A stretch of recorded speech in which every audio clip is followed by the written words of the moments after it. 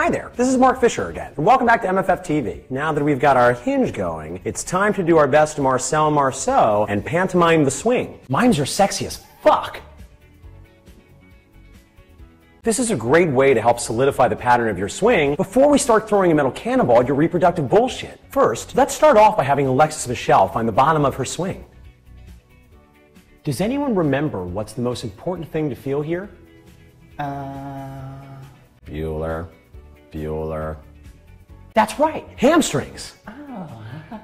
Now that we know that our elegant boner is nailing it, and we've got some carefully taught hamstrings, let's put our hands high inside our thighs. If you look at yourself in the mirror in the bottom of a swing, you'll see that the area between your knees and your groin is kind of like a triangle. You want to be at the top of this triangle. When you're doing swings, the bell should always be above your knees as you backswing. When you're doing swings, you want to keep your eyes on the horizon.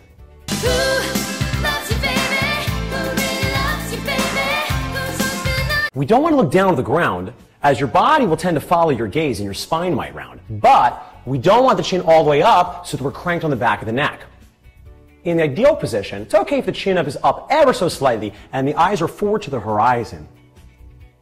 From here, you want to powerfully explode the hips forward and engage your quads, ass, and abs to find your elegant boner spine. For right now, we want your hands no higher than the line of your nipples. Make sure you're tight to your quads, ass, and abs, but not leaning back and rolling with the homies. Rolling with the homies.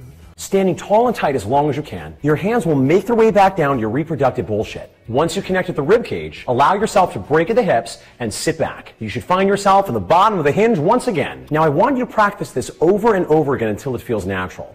Make sure you get tension in the hamstrings at the bottom, and at the top, every time you're going to engage your quads, ass, and abs. Our last ingredient before we start to play with our beloved metal cannonballs is the breath. At the bottom, you're going to sniff in air through the nose against your brace core.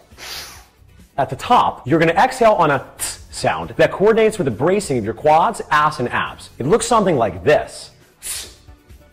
Now I want you to again work this pattern over and over until it feels natural.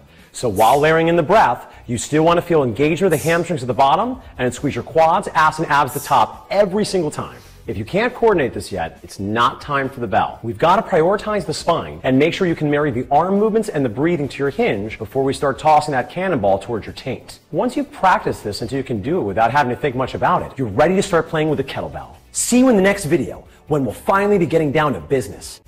Aw, yeah. And now let's have a dance party.